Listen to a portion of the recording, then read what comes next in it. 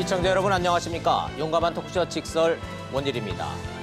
현재 베트남 하노이에 전 세계 기자만 3,000명 넘게 모였습니다. 지원 인력까지 다 합치면 이 정도면 월드컵이나 올림픽 수준입니다. 카메라는 김정은 위원장과 트럼프 대통령에게 맞춰져 있습니다. 일거수일투족이 다 기사입니다. 만찬, 회담, 친교로 이어지며 두 정상은 최소 5차례 이상 만날 예정입니다. 비핵화와 제재 완화, 스몰딜이냐 미디엄딜이냐 전망은 엇갈립니다. 화려한 이벤트에 매몰되지 않고 핵심 의제와 합의 수준, 전망하고 분석하는 차분한 직설 시작하겠습니다.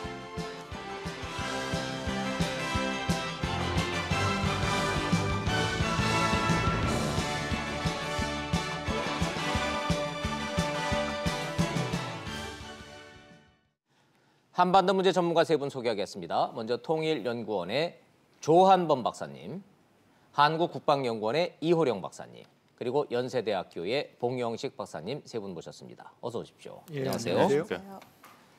말씀드린 대로 북한의 김정은 위원장은 기차 타고 66시간 달려서 어제 오전에, 트럼프 대통령은 비행기 타고 어제 밤에 베트남 하노이에 도착했습니다. 현재 상황, 오늘 일정 살펴보겠습니다. 하노이에서 보내온 영상 보시고 전문가 토론 시작하겠습니다. 북한 김정은 위원장과 트럼프 미 대통령의 베트남 첫 만남은 오늘 만찬으로 확정됐습니다. 백악관은 트럼프 대통령과 김 위원장이 오늘 하노이에서 만찬을 함께한 뒤 내일도 회담을 이어갈 계획이라고 밝혔습니다. 장소는 베트남 영빈관이 현재로선 유력합니다. 백악관 측은 소셜디너, 그러니까 친교 만찬이라고 성격을 규정했지만 사실상 업무 만찬이 될 거란 전망이 우세합니다. 고위급 협상 대표인 폼페이오 미 국무장관이 참석하기로 한 가운데 북측 김영철 부위원장도 참석이 확정적이기 때문입니다. 북미 정상은 내일은 오전 단독 정상회담에 이어 오찬과 확대 정상회담, 공동 서명식에 나섭니다. 확정된 일정만 봐도 적어도 5번 만난다는 얘기입니다. 여기에 산책 같은 친교 이벤트, 공동 기자회견 성사 여부에 눈길이 쏠립니다. 1차 회담 때는 트럼프 대통령만 기자들 앞에 서서 합의문에 담기지 않은 내용까지 상세히 언급했습니다. Once you start the process, it means it's pretty much over. You can't use them. That's the good news. 북미 정상이 나란히 합의문을 읽을 수 있으려면 양측이 주고받을 비핵화와 상응 조치 간 만족할 만한 합의가 나와야 할 걸로 보입니다. 자, 베트남 상황 보고 계십니다. 기자들이 전 세계에서 몰려들어서 물반 기자반이라고는 하지만 취재되는 건 별로 없습니다. 자, 일정부터 좀 살펴보도록 하죠. 이 상황을 국내에서 연구하듯이 들여다보고 계시는 조한범 박사님한테 좀 여쭤보도록 하겠습니다. 뭐 도착하고 하는 뭐 이런 얘기, 기차 타고 온 얘기 잠시 뒤에 여쭤보도록 하고 궁금한 거. 베트남과 한국이 시차가 2시간 차이죠. 저희가 오전 10시라 치고 그러면 베트남은 지금 오전 8시. 이제 아침 시작했을 텐데 아직 모습을 드러내지 않고 있는 것 같아요, 두 정상이. 그럼 오늘 일정 공식적으로 밝혀진 거는 없습니까? 저녁부터. 저녁 만찬, 오전에는. 이제 이렇게 오전에는 지금 트럼프 대통령은 아마 베트남 최고 지도부와의 접촉이 있을 것 같고. 아니, 트럼프 대통령 일정은 다 공개됐어요. 그건 뭐 백악관에서 다 발표하기 때문에. 그러니까 먼저 지금 지금 화면에 나오는 대로 저 정도가 지금 나와 있는 거고, 아마 저 전에 친교 만찬 전에 잠깐 단둘이 만나는 시간이 있을지 없을지가 지금 주목할 수 있는 부분이고요.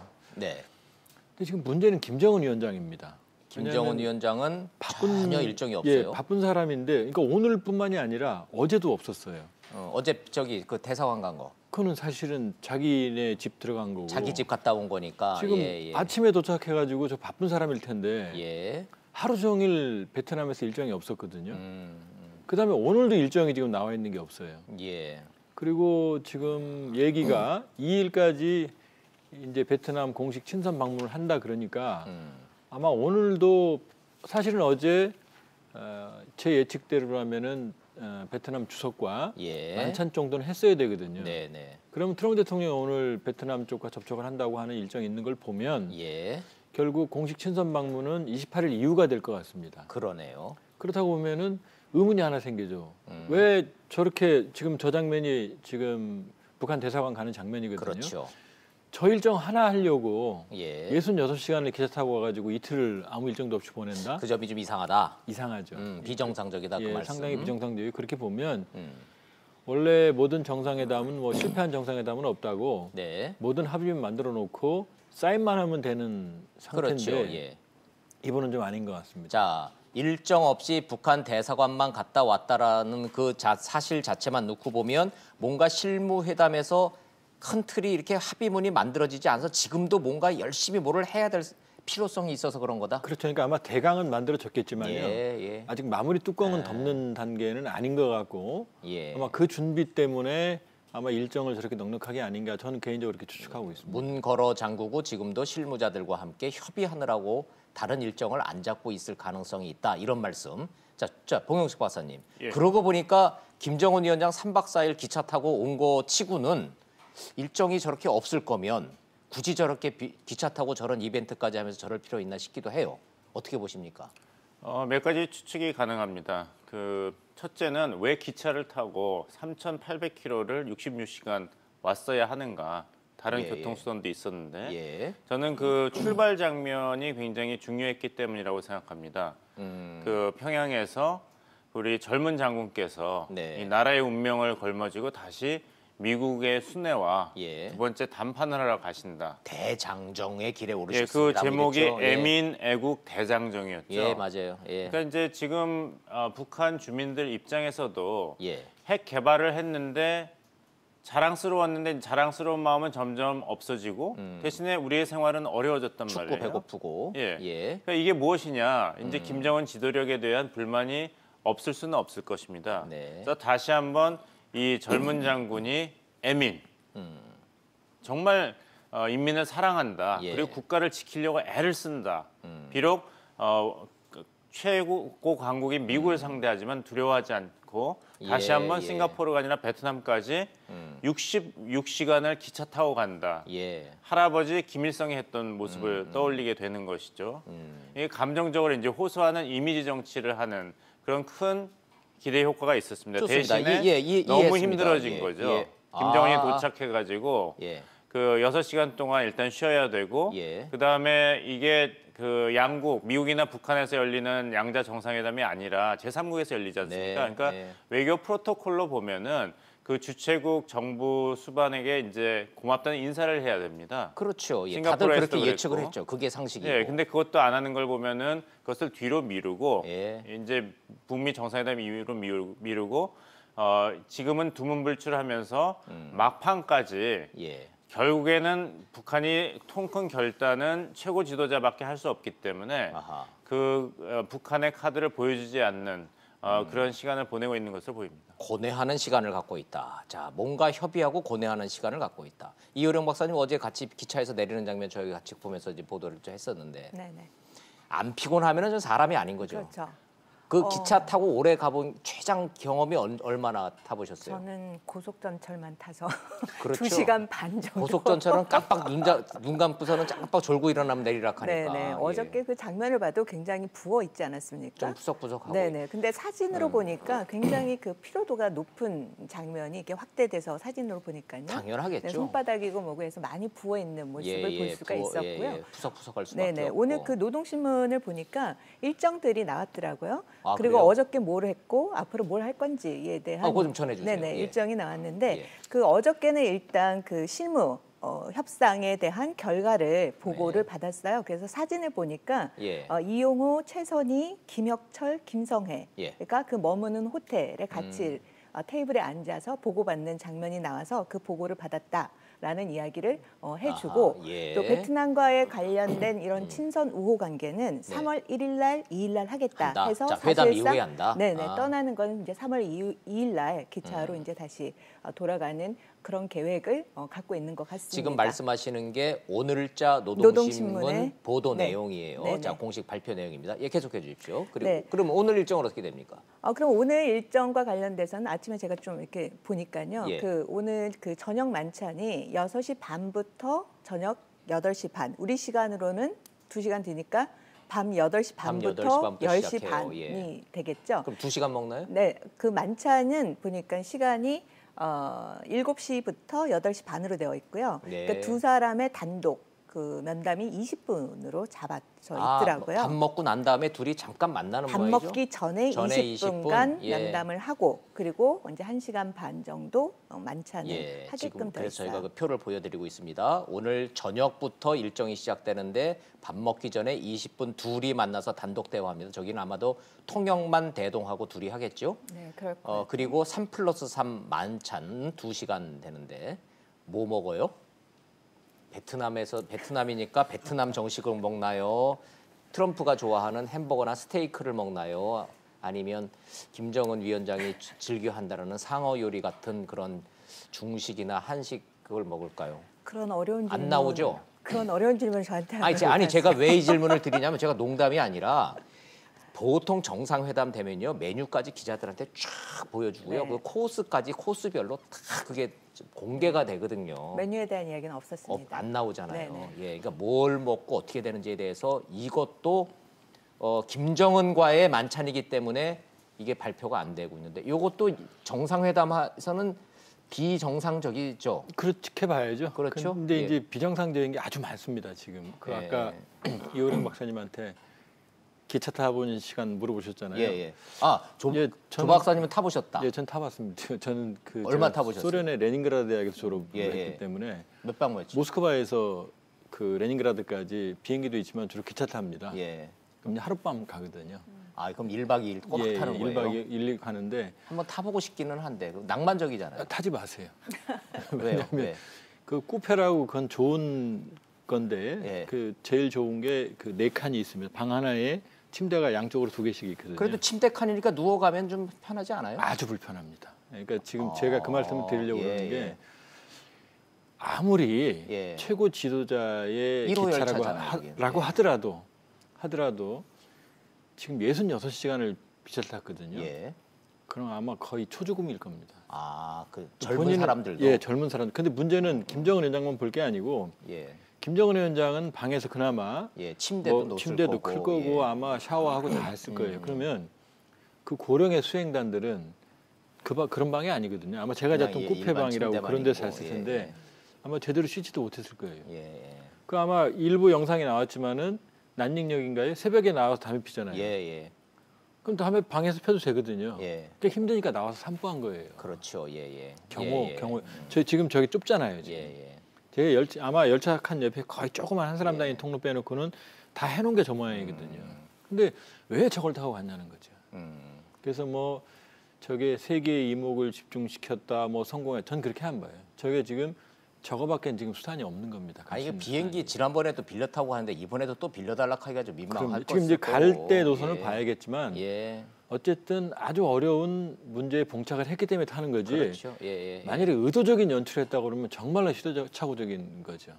뭐 좋습니다. 뭐 돈이 없어서 탔든 뭐가 됐든 뒤에다가 의미를 부여하고 지금 북한에서는 이걸로 선전을 하고 대장정의 길에 올랐다고 하고 할아버지 되를 이어서 이게 뭐 우리의 상징이라고 하니까 뭐 그 의도와 분석은 이제 뭐 충분히 됐다 치는 거고 실제로 타본 사람들 얘기를 들어보니까 1박 2일 덜컹거리는 기차를 타고 내리면 이게 막 머리가 흔들려가지고 푹신한 침대에 누워서 자도 엄청 피곤할 거다. 잠이 안 와요. 잠이 안 온다. 일단은 그래서 보드카라도 몇 잔 먹어야 잠이 오지.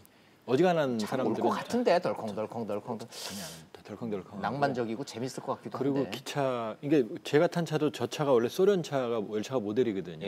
똑같이 생겼어요. 붉은 하소로라고. 근데 그 차가 아무리 그래도 차량이 완벽히 한다. 냄새 나고 공기도 탁하고 물론 이제 김정은 위원장 방은 다르겠죠. 그러나 지금 뭐 일부 뭐 차 안에 헬리콥터까지 실려 있다는 이제 그럴 공간이 없어요. 그럴 공간이 없고 아주 불편하게 돼 있고 김정은 위원장 방도 사실은 물론 이제 가운데 통짜로 쓸 수도 있지만은 이동하고 뭐 이런 게 있기 때문에 아까 앉았을 때 거의 무릎이 닿을 정도로 지금 저희가 있잖아요. 그러니까 아주 불편한 수단입니다. 거기다가 시속 60km 정도라고 하는 거 보면은 저게 아마 실제 달리는 속도일 겁니다. 저렇게 달리거든요. 그러니까 대한민국 국민들만 해도 이제는 새마을 열차가 아니라 KTX, SRT에 익숙해져서 기차 타면은 편안하고 그냥 눈 깜빡하면은 그냥 서울이라고 하고 부산이라고 하고 내리라고 하니까 우리 기차만 생각하는데 저 기차 시속 말이 70km지 60km, 70km 덜컹덜컹 3박 4일 타고 간다고 생각을 해보십시오. 그래서 그 화면이 저희가 준비됐는지 모르겠는데 중간에 한번 기차도 좀 쉬어야 되기 때문에 쉬어서 그 밤에 잠깐 내려서 이렇게 저 딱딱한 땅을 밟는다 그러는데요. 예. 짧게 한 말씀만 더 드리면요. 지금 창문이 다 닫혀 있잖아요. 닫힌 거예요? 없는 거예요? 지금 있는데 커튼으로 막아놓은 거거든요. 막아버렸구나. 왜냐? 경호 때문에 저거 열지도 못해요. 경호 때문에 열지를 못하니까. 그러니까 우리가 뭐 밖으로 구경이나 하고 차창 보고 그것도 안 되는 거예요. 경호 의전상. 그러네요. 얼마나 답답하겠어요. 창밖을 쳐다볼 수도 없고 그럼요. 씻지도 못하고 샤워도 못하고 3박 4일. 와우.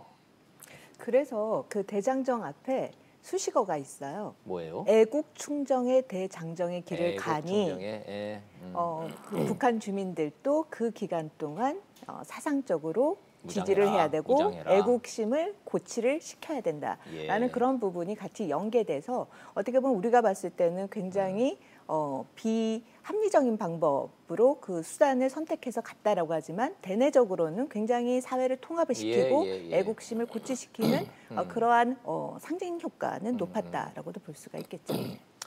자칫 우리 기준으로 우리의 시각으로 이런 게 이상하다, 비정상이다, 합리적이지 않다. 아유 저건 또 뭐야 뭐 이렇게 얘기하면요, 봉 박사님. 마치 우리가 지금 이 새로운 질서로 가고 있는 이 마당에 북한이나 김정은 위원장을 비하하거나 폄하하거나 북한이라는 사회를 자꾸 비정상 국가로 이렇게 삐딱하게 보는 것 같은 이런 걱정도 좀 있는데 뭐 그러면 안 되겠죠? 근데 좀 이상하게 자꾸 보이니까. 근데 의미를 부여하는 게 정치력 아니겠습니까? 그 주어진 문화라든지 그 토양에 따라서. 그래서 이것이 최고 지도자가 정말 강대국 미국을 상대해서 김일성 그 수령이 이제 추앙을 받았던 것은 그 대일본 제국한테 이제 게릴라 전쟁을 했다는 거 아닙니까? 그래서 이제 가장 강력한 제국주의와 그 북한은 2번 승리했다.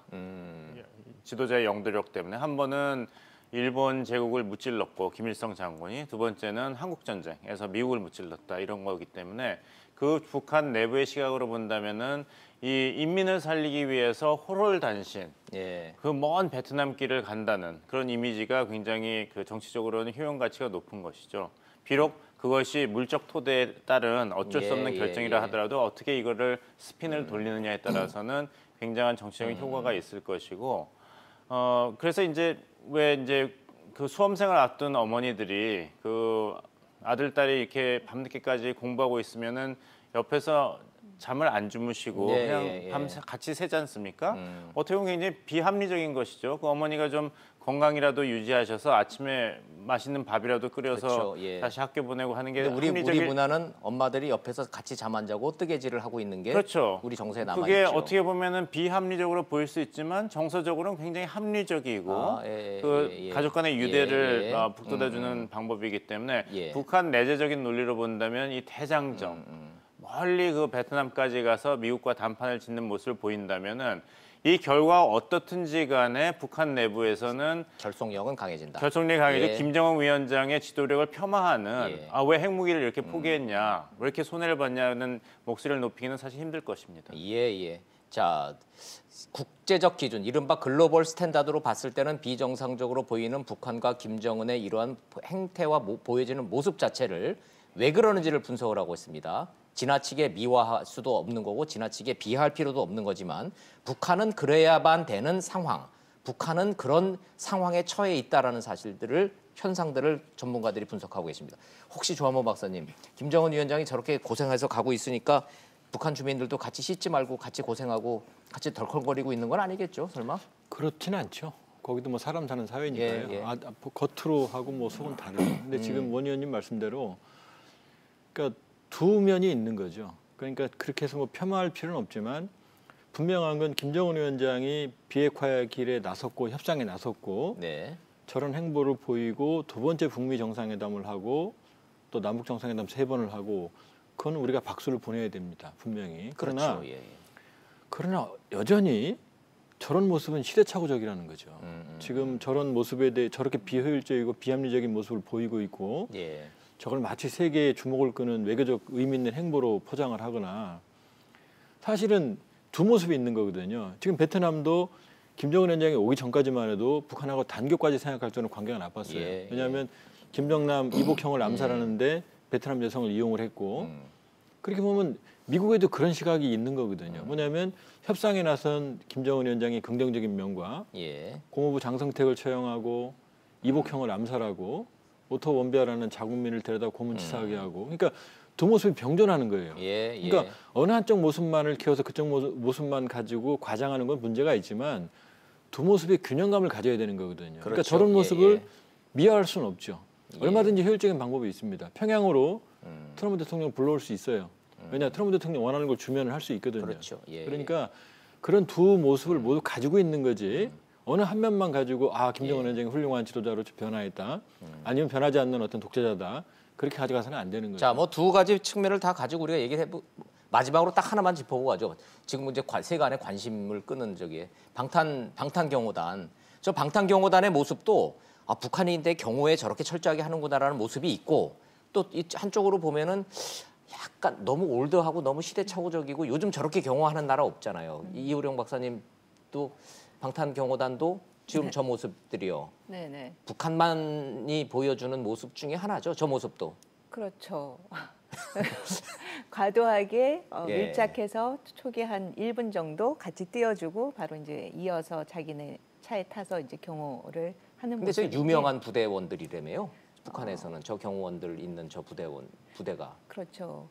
아무래도 충성심이 가장 높아야 되겠고 요구도 크고. 받아야 되고 이제 신체적인 조건이라든지 이런 거에 있어서 많은 거기에다 플러스 정치 사상이 굉장히 많이 충족된 그런 팀들로 구성된 멤버라고 볼 수가 있겠죠. 세계는 다른 나라 언론들은 뭐 러닝 보디가드들 뭐 이렇게 표현들을 좀 하는데 약간 비아냥이 좀 섞여 있습니까? 봉 박사님 어떻게 보세요? 저는 저 모습을 보면서 우리 사회에 젊은 세대를 대입시켜서 한번 생각해봤습니다. 뭐냐면은 제가 대학교에서 강의를 하면서 요즘 대학생들의 그 취업 걱정이 정말 절실하구나. 우리 때랑 굉장히 다르구나 이런 걸 느꼈습니다. 이 젊은 세대, 우리 한국 사회 젊은 세대가 기억하는 그 하늘이 무너진 때는 한국 전쟁이 아닙니다. 그건 저희 부모님 세대이고 그것 때문에 우리 부모님들의 세계관이 결정됐지 않습니까? 가치관하고. 근데 젊은 세대는 한국 전쟁 기억이 없기 때문에 IMF 때 경제 위기가 하늘이 무너진 때였습니다. 그렇죠. 북한에 대입해 본다면은 한국 전쟁을 기억하는 세대가 이제까지는 주류였죠. 그래서 미국 제국주의가 우리를 노리고 있으니까 민족 해방 전쟁에 온 국력과 우리 인민들이 힘을 합쳐야 된다. 이렇게 이 얘기가 통했는데 주체사상 통했는데 고난의 행군이 있었지 않습니까? 90년대 말에. 그렇죠. 그리고 이제 100만 명 이상 굶어 죽었던. 그렇죠. 그리고 국가가 이제 인민에 대한 통제도 풀어주고 장마당도 생겼기 때문에 지금 북한 인구의 상당 부분은 이런 애국심이라든지 지도자에 대한 이제 경외 그리고 정성을 합치면 결과에 상관없이 성공이다. 이런 논리가 얼마나 설득력이 있을지 모르겠습니다. 우리 남한의 젊은이들이 변했듯이 북한의 젊은이들도 변했을 것이다. 그렇죠. 근데 저런 모습을 보이면은 정말 애쓰는구나 우리가 좀 독자적인 그런 국가구나 주체 사상에 의한 그런 게 어필할 가능성도 있지만 북한의 젊은 세대가 본다면 언제까지 일해야 되는가? 언제까지 일해야 되는가? 우리도 좀 실질적인 그 생활 개선을 해야 되는 것이 아닌가? 결과에 초점을 맞추자. 이런 의견이 있을 수도 있겠다 생각했습니다. 좋습니다. 자, 이제 뭐 너무 화면에만 보이고 눈에만 보이는 김정은이의 이 동선과 이 이벤트만 놓고 보면서 우리가 이 얘기를 하면 본질을 놓칠 수가 있으니까 본질적으로 북한도 그런 절실한 상황 속에서 새로운 평화 질서, 새로운 경제 질서를 향해서 한 발 다가온 거는 사실이다. 그것이 북미 협상의 본질이다. 여기는 동의하나요? 여기까지는 전제해서 토론을 시작해도 되겠습니까? 왜냐하면 김정은이가 핵을 포기한다는 걸 믿을 수 있어 없어? 지금 이 논란을 전제해서 토론을 진행해야 되는 건지 아니다. 핵을 가지고 경제하고 맞바꾸려고 하는 것 자체는 이제는 믿지 않으면은 이거는 완전히 다른 얘기하는 거다. 이 논란이 있어서 좀 여쭤보는 겁니다. 저도 그 앞에 봉 박사님이 말씀한 거랑 좀 연결시켜서 그 말씀을 예, 예. 드리자면요. 북한이 굉장히 그 전에는 주체 사상을 굉장히 강조를 하지 않았습니까? 그렇죠. 근데 특히 이제 2018년에 이제 변환기에 들어오면서 어떤 걸 강조하게 되냐면요. 워딩이 많이 바뀌었는데 우리 국가 제일주의, 국가 제일주의, 우리 민족 제일주의, 민족 제일주의, 그다음에 예. 국기, 국기, 애국가. 그래서 굉장히 이런 거에 대한 개념들을 바꿔가면서 강조를 하고 있는 거죠. 그러니까 변환기에 들어와서 그러면서 김정일을 애국의 어떻게 보면 선봉자로 그거를 강조를 하고 그다음에 이번에도 아까 말씀드렸듯이 애국을 굉장히 강조하지 않습니까? 예, 예. 모든 것이 다 애국의 개념으로 가야 된다라고 해서 이전과는 김일성, 김정일 시대와의 그런 주체 사상의 개념을 이제 국가 제일주의의 개념으로 바꿔가고 있다라고 봅니다. 근데 그럼 왜 이렇게 바꿔가냐? 그럼 뭔가 변화가 이제 필요한데 기존의 그러한 개념을 갖고 이 변화를 가져가기에는 한계가 있다라는 거죠. 그러한 측면에서 개념적 측면에서 이러한 개념을 바꿔가고요. 이제 그러니까 두려운 거죠. 그러한 변화가 수용을 했을 때 과연 이 북한 사회가 어떻게 움직일 것인가. 그래서 지금 강조하는 게 사상 획일주의를 강조를 하고 있어요. 사상을 다 모아야 된다. 하나로 우리는 우리 국가 제일주의와 민족 제일주의에 맞춰가지고 통합을 해야 된다는 걸 굉장히 강조하고 있기 때문에 그럼 이걸 어떻게 해석을 할 수가 있느냐. 두 가지 측면인 거죠. 개혁 개방을 받아들였을 경우 그러한 혼란을 최소화시키기 위해서부터 지금부터 내부적으로 통제를 해나가는 그러한 하나의 상징이라고도 볼 수가 있겠죠. 네. 자, 베트남이라는 데가 북한 입장에서는 벤치마킹 할 수 있는 모델 아닌가요? 사회주의 일당 독재를 유지하면서 경제 발전을 이루는 꽁도 먹고 알도 먹고 도랑도 치고 가대도 잡는 유일한 모델이 어딘가 봤더니 베트남이더라. 근데 봤더니 미국과 수교를 했더라. 우리도 절로 한번 가보자. 자, 이거는 믿어도 되는 겁니까? 이 의도와 이 방향성은? 그 이제 첫 번째 질문이 이제 김정은의 진정성. 두 번째 질문하신 두 번째 질문은 짧게 말씀드리면요. 매력 있죠. 김정은 위원장 입장에서 매력을 느낀 거 매력을 같죠? 느끼죠. 그런데 김정은 위원장이 모르고 있는 게 있어요. 뭐냐면 베트남은 집단 지도 체제입니다. 이 3대 세습이 지금 아니고. 주석이 그 개혁 개방이 7번인가 바뀌었어요. 근데 여기는 북한은 지금 70년 동안 3번 바뀐 거 아닙니까? 그렇죠. 수명 다해야. 그게 근본적으로 다르고요. 아예 다른 그리고 모델이다. 집단 지도 체제를 이루는데도 불구하고 지도자의 교체에도 불구하고 끊임없이 개혁 개방을 지향해 왔어요. 첫 번째. 두 번째는 베트남은 농업 국가였습니다. 그러니까 농업 개혁을 통해서 공업 성장의 동력을 만들었거든요. 미국과의 관계 개선도 있고 대외 개방도 있지만, 근데 북한은 공업 국가예요. 그러니까 농업 개혁보다 공업 개혁이 훨씬 어렵습니다. 그렇죠. 그러니까 이 두 가지 점을 일단 김정은 위원장이 착각을 하고 있는 거죠. 그러니까 베트남 모델을 그대로 도입하기 굉장히 어려운 거고요. 공업 분야의 개혁은 농업보다 아주 복합적이고 정말로 결심을 하고 근본적인 구조 개혁을 하지 않으면 어려운 거거든요. 그러니까 점진적인 개혁이 매우 어려운 게 북한이에요. 그러니까 중국도 농업 국가였기 때문에 점진적인 개혁이 가능했거든요. 그렇기 때문에 베트남과 북한은 같으면서도 다른 점이 있다 이런 거고요. 또 하나 김정은 위원장의 진정성이 있느냐 이 부분 질문인데 저는 그 질문을 좀 다르게 해석을 할 필요가 있다고 생각하는 게 지금 원 의원님 탄자니아 대통령 이름 아세요? 모릅니다. 우리가 못해요. 북한을 비교할 때 보통 탄자니아랑 같이 비교하거든요. 왜냐하면 북한에 소스가 없기 때문에 탄자니아를 모델로 시뮬레이션을 해요. 모르죠? 모르죠. 수단, 기니, 모르죠. 우간다 모르시죠? 1인당 GNP가 얼마인지 그렇죠. 모르죠. 근데 김정은 위원장은 전 세계 사람이 다 알아요.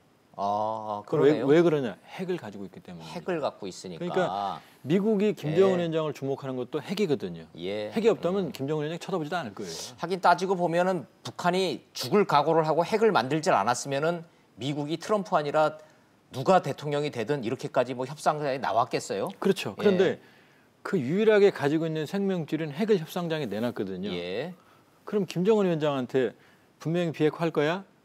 라고 그러면 그 질문 자체가 자고 있는 문제가 있죠. 김정은 위원장은 나와 내 체제의 생존이 보장되면 비핵화하겠다 이렇게 말하지 어느 경우에도 비핵화한다 이렇게 말할 수는 없는 거죠. 그렇죠. 그러니까 지금 김정은 위원장이 저 사람이 진정성이 있을까 없을까 이게 아니라 궁극적으로 비핵화할 수 있는 여건이 만들어지느냐 아니 이게 더 중요한 상황입니다. 그러니까 사실은 진정성이 있느냐 없느냐라는 질문은 조금 심하게 말하면 우문에 가깝죠. 그 여건을 만드는 과정이 중요한 거라는 거죠. 자, 시청자의 언어로 좀 쉽게 좀 설명을 하자면 트럼프는 비핵화를 핵을 내놓으면 경제 발전하도록 도와줄게라는 얘기를 하는 거고 김정은 위원장은 나랑 내 가족, 내 3대 세습 모았던 이 정권, 내 체제를 어떻게 유지해 줄 건데 거기에 대해서 답을 내놓지 않으면 내가 어떻게 핵을 내놓노? 이제 이런 얘기를 하고 있다는 말씀이세요. 정확하게 그렇게 요약이 되는 거죠. 예. 자, 예. 근데 지금 조한범 박사님께 제가 질문 드리고 싶은 것은 말이 이게 자꾸 순환이 되고 있습니다. 뭐냐면은 북한이 비핵화를 하겠냐? 그러면 김정은 위원장은 그 안전이 보장되면 하겠다. 예. 근데 핵이 없으면은 김정은 위원장이 어떻게 자신의 생존과 안정을 보장받았다고 믿겠습니까? 그러니까 비핵화를 북한이 허용할 수 있는 정도는 뭐냐면은 완전한 비핵화가 아니라 그 핵탄두가 0이고 미사일이 0인 그런 비핵화가 아니라 아니죠. 최소한도의 핵탄두 몇 개 그리고 미국까지는 못 가더라도 대한민국과 일본은 사정권으로 가지고 있는 뭐 중장거리 미사일 정도 몇 개 이 정도 비핵화가 최고 수준 아닐까요? 양보할 수 있는? 여기서 또 하나 생각해 봐야 될 게요. 이제 우리가 이제 비핵화 이야기를 하면서 북한이 경제 발전이 너무나 급하니 대북 제재 완화를 원하고 이제 그래서 미국 같은 경우에 비핵화하면 이제 개혁 개방의 길로 나가면 번영의 길이 있을 것이다라고 이렇게 전제를 던져주는데 경험적으로 한번 보자라는 거죠. 우리가 동북아시아에서 뭐 대만, 일본, 또 우리 한국 같은 경우에 굉장히 이제 경제적으로 짧은 시간 내 압축적으로 발전을 했었죠. 그다음에 중국 같은 경우 개혁 개방에 성공으로 가서 경제 발전으로 이르렀던 그런 시점, 또 베트남도 경제 발전이 이르렀던 시점을 보면 다 공통점이 하나 있어요. 뭘까요?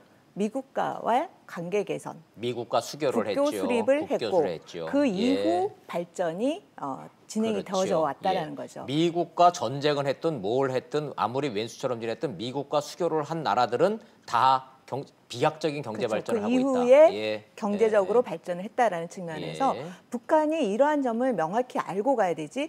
대북 제재 완화하고 미국 관계 계속 비핵화로 딜을 하면서 이거는 계속해서 장기적으로 끌고 간다. 시간을 끈다? 그러면 북한에게도 그만큼 손해인 거죠. 예, 좋습니다. 자, 그럼 다시 원론적인 질문으로 좀 가보죠. 세 분한테 요거는 좀 정확하게 짚고 넘어가겠습니다. 심지어 트럼프 대통령조차도 CVID라고 했던 애초에 접근했을 때 그 용어는 싹 사라진 거죠. 그 얘기인즉슨 봉 박사님이 지적을 해주셨던 완벽한 비핵화, 만들어놨던 이 핵탄두까지 다 없애는 비핵화 협상은 현재로서는 아예 논의조차 안 되고 있다. 이 전제는 시청자 여러분들한테 깔고 가야 되는 거 아닌가요? 그게 이제 그것도 착시가 있는 게요. CVID, 그러니까 완전하고 검증 가능하고 불가역적인 그 D는 디스맨틀먼트입니다. 폐기. 네. 그리고 FFVD는 뭐냐면은 마지막에 D는 완전하고 최종적으로 검증 가능한 비핵화입니다. 비핵화. 그러니까 앞에 그 용어 자체가 다른 용어 거예요. 자체가 디스맨틀먼트하고 디니클라이제이션하고가 다르다는 말씀. 그러니까 디니클라이제이션 비핵화에 완전한만 붙이면 CVID하고 같은 말이 돼 버려요. 그러니까 우리가 알고 있기로 CVID가 개념적으로 규정된 공식 용어로 생각하는데 그게 아니에요. CVID는 미국이 만들어낸 원칙입니다. 예, 좋습니다. 예. 그러니까 FFVD도 그게 개념이 바뀐 게 아니고 그러니까 CVID라는 용어에 대해서 북한이 거부감이 강하기 때문에 FFVD로 바꾼 거지. 미국이 최종적인 비핵화를 포기했다고 볼 수는 없고요. 만일에 트럼프 행정부가 우리가 알고 있는 CVID를 포기했다라고 어정쩡한 북한의 실질적인 핵 능력을 인정하는 비핵화에 합의했다 그러면은 미국 내에서 그걸 용인하지 않을 거예요. 지금 분위기로. 그렇죠. 그러니까 김정은 위원 제가 아까 말씀드렸던 건 김정은 위원장의 의도인 거지. 그 의도가 미국에 관철된다는 얘기는 절대로 아닌 거예요. 자, 현실적인 질문으로 좀 가보죠. 자, 전문가 영역으로 가서 이게 복잡한 용어로 가게 되면 이제 시청자 여러분들이 이제 막 헷갈리기 시작하실 테니까 그럼 다시 지금 이 베트남 하노이로 가서 두 번째 만나는 트럼프와 김정은은 어디까지 합의를 할 것인가에 대한 현실적인 질문을 제가 드려보도록 하겠습니다. 봉영식 박사님, 지금까지 나온 언론 보도나 미국 내에서 나온 이 전문가 그룹들의 전망치를 종합을 해서 보면 영변 플러스 알파라는 얘기는 이미 대한민국 국민 여러분들도 이미 거기까지는 가나보다라고 기대치가 높아진 게 사실입니다. 북한이 영변 플러스 알파를 내놓을 것이다. 동의하세요? 저도 가능성이 굉장히 높다고 생각합니다. 영변이라 하면 저기도 이제 전문가 영역으로 들어가면 매우 복잡하기는 한데 북한 핵시설, 핵능력의 80%가 집결된 곳이다. 맞나요? 혹자는 그렇게 얘기하고 다른 분들은 30%다. 가 최대치다 이렇게 평가하기 때문에 좋습니다. 스티븐 비건 대표 입장에서는 가봐야 안다. 예. 그렇게 알 수 있는 것만 해도 큰 수확이다. 예. 이런 생각도 있는 것 같습니다. 그럼 김정은 위원장이 영변 플러스 알파에서 영변은 어떠한 단어로 어떠한 용어로 어떻게 내놓을 거로 전망을 하시나요? 그러니까 상황이 더 악화되지 않는 것이죠. 영변을 불능화시킨다는 것은 네. 적어도 미국의 본토 핵 공격 가능성을 없애준다 이런 네. 것이죠. 지금 비핵화에 대해서 여러 가지 개념이 있고 나라마다 원하는 비핵화가 다 다르죠. 받을 수 있는 전문가마다 또 달라요. 또 다릅니다. 예. 근데 미국이 최소한도 추구하는 비핵화의 개념은 적어도 미국 본토, 미국의 영토가 북한의 핵탄두 장착한 장거리 미사일 공격을 받지 않는 거기서부터 시작하는 것이거든요. 최종 목표야 FFBD이겠지만 결국에는 지금 이 당장이라도 북한이 만약 원한다면은 노동 미사일, 단거리 미사일에 1톤 정도의 핵탄두를 장착해서 네. 한국과 일본을 공격할 수도 있습니다. 하지만 화성 14, 15호는 결국에는 ICBM급은 지금 3차례 실험밖에 안 했고 예. 마지막 20km 추락할 때를 북한 당국에서도 관찰을 못했기 때문에 이것이 과연 미국 본토를 공격할 정도의 능력이 검증되었는가는 의문점이 많습니다. 네. 특히 핵탄두를 장착했을 때요. 예. 그렇기 때문에 미국 입장에서는 그것이 현실 위협이 되기 전에 막는 것이 비핵화에서 첫 단계인 것이죠. 그럼 정리를 하자면 이번 회담에서 김정은은 영변 플러스 알파에서 플러스 알파로 미국의 본토를 공격할 수 있는 ICBM을 내놓을 것이다. 영변에 대한 동결이 됐든 불능화가 됐든 뭐 신고가 됐든 영변을 그런 식으로 내놓고 플러스 알파로 ICBM을 내놓을 것이다. 이 전망을 하시는 겁니까? ICBM을 내놓을 수 있다는 의사를 표현할 가능성은 있습니다. 왜냐하면 북한이 내놓겠다고 잘하는 아니고. 것은 이렇게 쪼개는 거지 않습니까? 네, 쪼개는 네. 거고 미국이 뭘 원하는 걸 알기 때문에 북한이 원하는 것은 이걸 겁니다. 경제 제재 조치 완화입니다. 근데 예. 미국은 절대 그걸 내놓지 않으려고 그러죠. 예. 그러면 경제 제재를 일부라도 완화를 해달라. 그러면은 영변 불능화하겠다. 플러스 알파는 서로 이제 나중에 또 협의하겠다고. 주고받자. 우리가 요만큼을 주면은 요만큼을 더 주고, 요만큼을 더 주면 요만큼을 더 주게 하겠다는 로드맵에 합의할 예. 가능성은 있습니다. 그럼 그동안에 지금까지 얘기 많이 나온 미국이 주는 이른바 상응 조치 중에 영변을 내놓으면 금강산 관광을 주겠다. 영변과 금강산을 맞바꾸면은 그 등가성에 대해서는 북한이 받아들일까요? 아니면 북한은 값어치를 좀 더 쳐달라고 다른 거를 요구를 할까요? 더 쳐달라고 요구할 가능성이 높습니다. 왜냐하면 영변 불능화 조치는 벌써 공개적으로 됐지 않습니까? 네. 저희 평양선언에서 나왔고 동창리와 풍계리 전문가 사찰도 북한이 공식적으로 표현을 했고 하기 때문에 거기에 대응으로 미국이 내놓은 것은 두 가지죠. 종전선언과 이제 연락사무소 설치기 때문에 네. 경제 얘기는 아직 나오질 않았습니다. 경제 얘기는 나오지 않았기 예. 때문에 미국으로부터 경제 제재 일부 완화 조치라도 끌어내려면 예. 북한 입장에서도 풍계리, 동창리, 영변 말고 또 하나를 뭔가를 또 내놔야 된다는 것이 트럼프 행정부의 입장이거든요. 예. 조금 아까 그 화면 다시 봤으면 좋겠는데 평양 그 정상회담에서 나온 그게 네. 중요하거든요. 평양에서 그 했었던 직전 화면인데 뭐냐면 네. 지금 이제 저겁니다. 저게 지금 비밀이 숨어 있는데요. 네. 지금 김정은 위원장이 내놓은 게 저겁니다. 동창리 실험장 미사일 발사 때 폐기인데 저기에 앞에 뭐가 붙어 있냐면은 네. 유관국 전문가들의 참관하에 동창리 실험장과 기억나요. 미사일 발사를 폐기한 게 요게 중요합니다. 예. 그다음에 미국의 상황 조치 영변 핵시설을 폐기하겠다. 요 두 대목이 지금 김정은 위원장이 내놓은 거예요. 여기까지. 잠깐만요. 지금 숨겨진 비밀이라고 말씀을 하실 때 유관국 전문가들의 참관이라고 말씀을 하셨는데 그게 영변이 아니고요. 예. 동창리입니다. 동창리. 그럼 동창리 영변 해버리면. 플러스 알파를 이미 9월 평양 공동선언에서 한 거나 마찬가지다? 아니죠. 영변까지 내놓은 겁니다. 영변까지 내놓은 근데 거다. 이번에 스티븐 예. 비건 대표 북한에 갔을 때도 그 현장 상황을 아는 분들의 전언에 의하면 예. 북한의 입장은 영변까지다. 영변 이상은 내놓을 수 없다.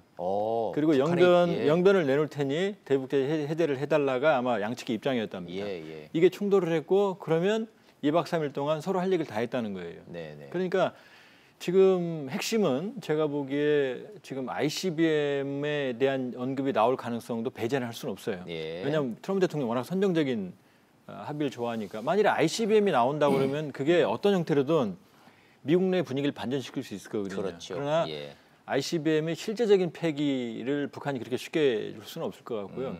제가 보기에 영변 플러스 알파보다 네. 핵심은 영변에 대한 사찰을 받아들이냐 안 들이냐 아마 이게 더 관건입니다. 사찰을 받아들일 왜냐하면 지금 풍계리도 지금 사찰 얘기 안 했거든요. 예. 왜냐하면 풍계리 핵실험장도 안에 핵탄두를 넣고 터뜨리면 예. 굴착을 해서 터진 캡슐을 그렇죠. 끄집어내야만 예. 최종적인 그러니까 북한도 그렇게 합니다. 예. 근데 만일에 사찰단이 가서 굴착을 해서 깨진 캡슐 조각을 끄집어내면 전모를 파악할 수 있어요. 예. 뭘 썼고 폭발력 얼마인지. 근데 풍계리도 지금 검증받는 얘기 안 했고 지금 전문가들의 사찰은 동창리밖에 안 걸려 있거든요. 아하, 근데 만일에 예. 영변을 북한이 완벽하게 폐기한다라고 그러면은 아까 뭐 80% 30% 말씀하셨지만 네. 영변은 핵 분열 물질, 우리가 알고 있는 원자탄을 만드는 분열 물질도 네, 만들지만 수소폭탄을 말 수 있는 삼중수소를 생산하는 게 거기밖에 없어요. 아하, 그러니까 예. 그걸 폐기하게 되면은 나머지 핵 능력도 유지하기가 어려워져요. 예. 그게 핵심입니다. 예. 그리고 영변에 대한 사찰에 들어가면 북한 핵의 전모가 밝혀져요. 예. 그러니까 일반인이 생각하는 눈에서는 ICBM 가져오고 뭐 그러면 큰 것처럼 보이지만 전문적인 단계에서 사찰에 들어가고 영변에 대한 검증 단계에 들어가서 연구 폐기해버리면 북한의 핵은 거의 50% 이상이 불능화돼 버립니다. 네. 그러니까 지금 그 영변을 내놨는데 결국 미국이 내놓는 건 대북제재 해제가 아니거든요. 지금. 그러네요. 그러니까 연락사무소, 예. 정전선언, 예. 그다음에 뭐 아니면 뭐 평화선언, 인도적 지원, 예, 아니면 예. 한국 정부의 경협, 뭐 금강산 정도. 근데 요거는 김정은 위원장이 바라는 게 아니거든요. 예. 여기가 지금 충돌하고 있는 거죠. 자. 그 북한 핵 비핵화 협상에서 영변을 빼고는 얘기를 못 합니다. 영변이냐, 영변 플러스 알파냐, 폼페이오 입에서 나왔던 비안드 영변이냐. 요 내용이 이번 정상회담 합의문에 어떻게 담기느냐를 전문가들과 함께 전망하고 있습니다. 그래서 영변 얘기는 조금 전문가 영역이지만 시청자 여러분들도 같이 함께 한 발짝 좀 들어가실 필요가 있으니까 최대한 쉽게 좀 제가 한번 이끌어 보도록 하겠습니다. 영변이 영변의 약산 진달래 할 때 나오는 그 영변 맞나요? 예, 맞습니다. 그 지역 예, 맞죠? 예. 거기가 원래 진달래 피고 이쁜 동네인데. 저는 안 그런데 가봐 이제 그럴 것 같습니다. 영변의 약산 진달래 기억나잖아요. 예. 네. 거긴데 네. 그 영변에다 북한이 건물을 300개 이상을 지었죠. 400개 정도. 400개? 네, 구룡강을 중심으로 그럼 해서 진달래는 다 이제 없겠네. 진달래는 외곽으로 나가 있겠죠. 예, 진달래는 이제 그 없어진 안에요. 거고. 영변 핵물리과 대학이라는 대학까지 있습니다. 대학도 있고. 거대한 도시예요. 예. 거대한 도시가 진달래밭이 아니라 북한의 영변은 이제는 핵 개발 단지 거대한 도시라고 보시면 됩니다. 이호령 박사님이 전문가시니까 건물이 400개가 있다니까. 그러면 네.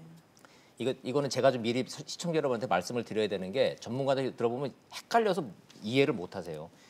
플루토늄이라는 거는 제철이라고 용어를 쓰더군요. 북한은 방사화학. 예, 방사. 우리는 제철이. 네. 핵 발전하고 찌꺼기 만들어서 그걸로 네. 핵폭탄 만드는 플루토늄탄. 그리고 HEU라고 해서 우라늄 농축. 이것도 영변에서 있다네요. 네. 고농축 우라늄. 고농축 우라늄. 네. 어느 게 더 센지는 저는 잘 모르겠습니다만은. 조한모 박사님 말씀대로라면은 엔드 거기에다가 수소폭탄 만드는 기술까지 거기에 다 있다는 거예요. 원자로예요.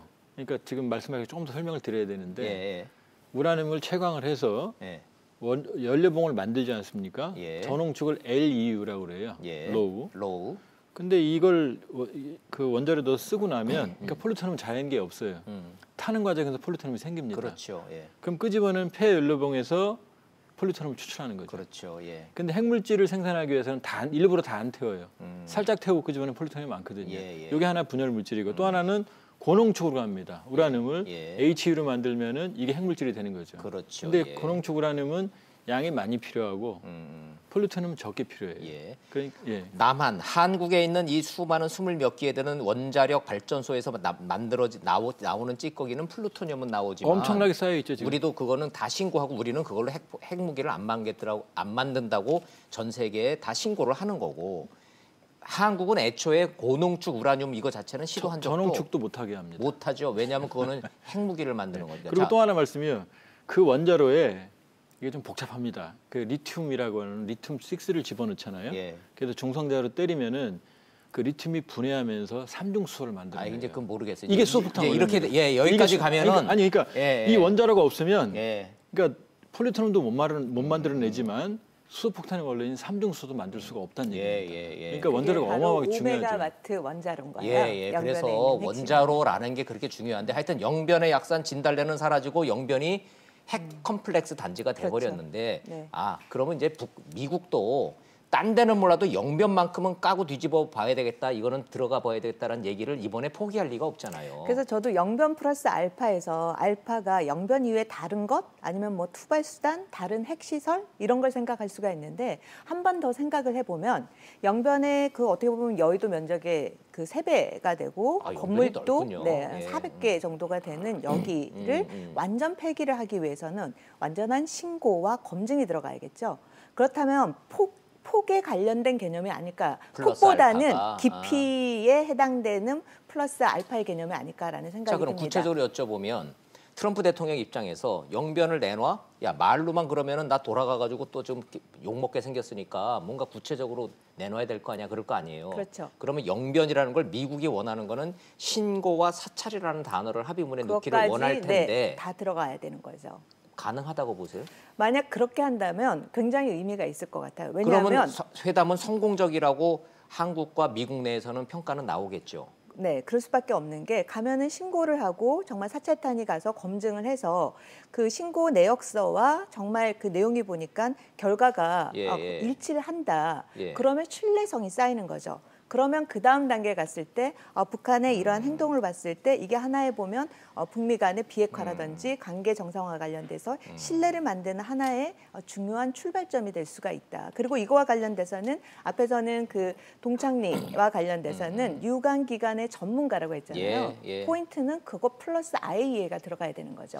그래서 영변에 IAEA 사찰팀까지 들어간다면 어떻게 보면은 성공한 회담으로 갈 수가 있지 않을까라는 생각이 여기 딜레마가요. 잠깐 말씀드리면 영변의 폐기를 전제로 한 사찰이면 어마어마한 성과인데 미국 국민들과 트럼프에 반대하는 민주당 눈높이에서는 그거는 불충분하다. 의미가 있더라도 미국이 대북 제재 해줄 수 없다라는 여론이 있다는 게 문제인 거죠. 그 시청자 여러분들을 위해서 미국 내에서 트럼프 대통령이 성공하는 거를 눈꽃 맞고도 바라지 않는 민주당이나 보수 언론이나 학자들이나 이런 얘기들 빼자고요. 왜냐하면 트럼프 대통령이 하는 거는 지금 숨 쉬는 것도 싫고 얼굴만 쳐다봐도 싫은데 뭐 반대하는 목소리까지 우리가 얘기를 하면 토론이 지금 막 산으로 가니까 당연하죠.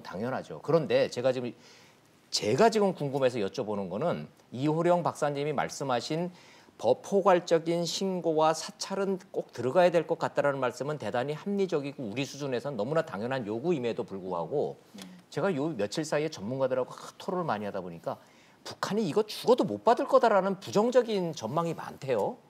그래서 여쭤보는 겁니다. 네네. 우리는 이게 어떻게 보면은 차선책으로 괜찮은 합의안이 될 수가 있는데 이제 영변이 어떻게 보면은 이제 태생지인 거죠. 북한의 핵 개발의 그 태생지인데 그런 거와 관련돼서 낮은 수준의 뭐 동결만 하겠다. 아마 이 안을 꺼내놓을 가능성이 높은 거죠. 왜냐하면 그 패키지를 다 준다고 해도 대북 제재가 완전히 풀리지 않기 때문에 그럼 북한은 아까 제가 말씀드린 그 플러스 알파에서 깊이를 더 깊게 가지 않고 얕게 가져갈 가능성이 높다라는 거죠. 플러스 알파라는 게 무슨 ICBM이나 다른 지역이나 다른 엄청난 게 아니고 영변을 어떻게 그럼 내놓을 건가에 대한 이 합의 내용에서 그거를 플러스 알파라고 그럴 가능성이 있다라는 말씀. 트럼프 대통령 입장에서 김정은 위원장이 끝까지 이 자세를 고수를 한다면 영변 그렇게 쉽게 못 내놓지.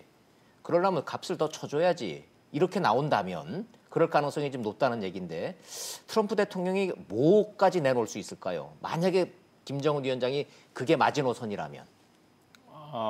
내놓지를 않겠죠. 안 내놓을 것이다. 사업가 아닙니까? 그리고 연락사무소 정도는 내놓지 않을 수 있지 않을까? 돈 들어가는 것도 아니고. 그렇죠. 트럼프 대통령은 그 모든 것이 이제 돈이니까요. 돈도 조한문 박사님께서 옛날에 얘기하셨지만 좀 기다리면 더 큰 돈 버는데 관심 있는 게 아니라 당장 몇천 원이라도 챙기는 그런 스타일 아닙니까? 그래서 트럼프 대통령이 잘 알고 있는 것은 북한이 이렇게 그 세계의 주목을 받는 이유도 핵 때문이지만 이 북한이 핵무기를 내놓을까 말까 망설이게 만든 것도 자기가 주창한 그 최대 압박, 특히 경제제 때문이다.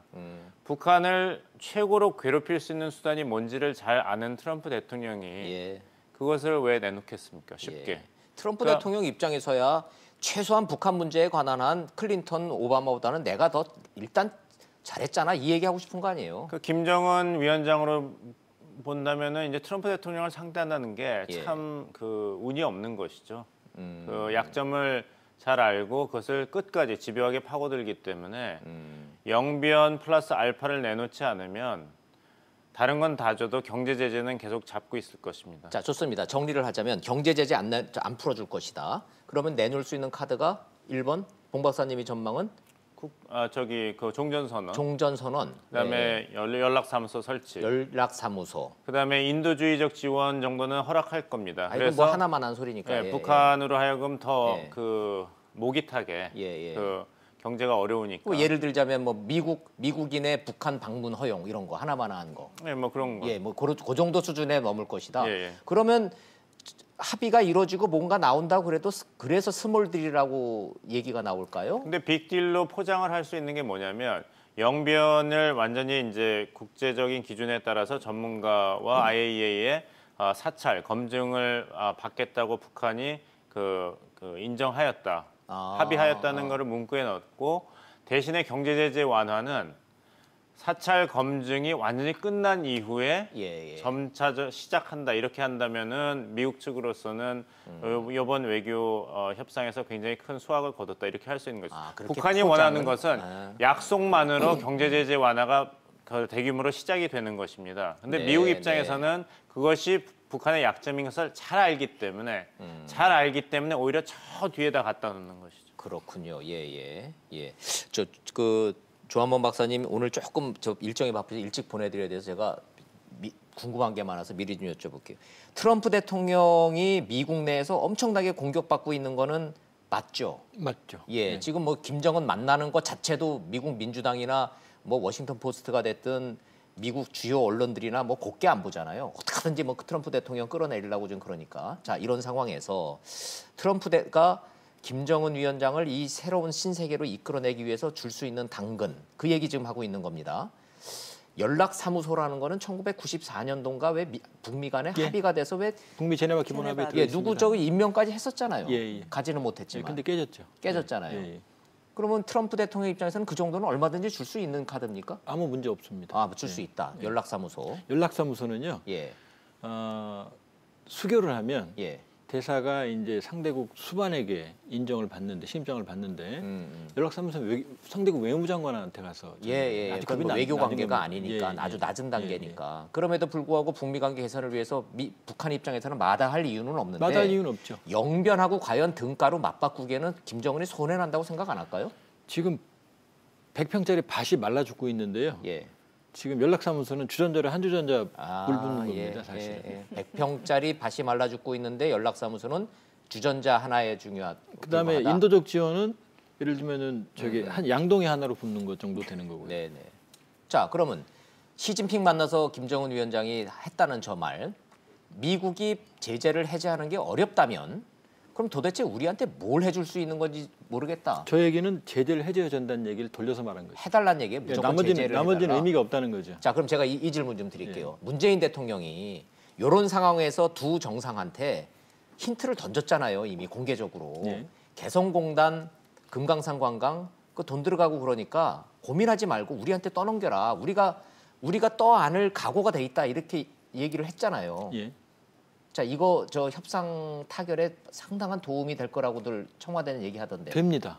된다. 왜냐하면 어떤 측면에서? 김정은 위원장의 지금 평양의 정서는 우리 장군님 잘하고 있다. 이거는 겉의 자세고요.